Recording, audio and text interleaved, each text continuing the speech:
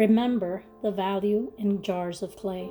May the Lord bless you and allow us to have a few minutes together with God. The Bible says in 2 Corinthians chapter 4, verse 7, "But we have this treasure in jars of clay to show that this all-surpassing power is from God and not from us."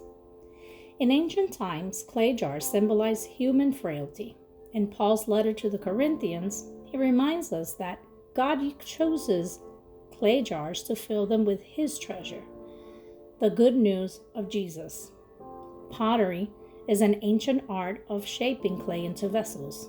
We are God's design. He is our potter, and we are clay in His hands. It is essential to recognize the value of the great treasure we have in Him, a power that comes from God, not from ourselves. Clay cannot mold itself. It needs the potter. God does not reject or discard His children. Instead, He removes the rough edges of our character, strengthens our resilience, and shapes us into the vessels He designed us to be. But to complete the vessel, the potter must put it in the kiln. It's in the fire that the vessel is perfected and gains the strength not to break.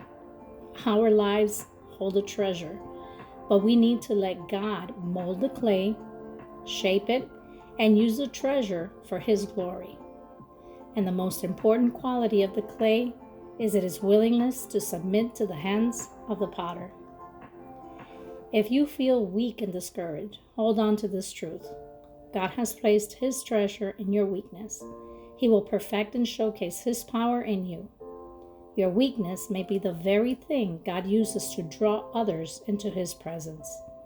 Today, you are on the wheel or in the kiln. Know that it's only for a short time.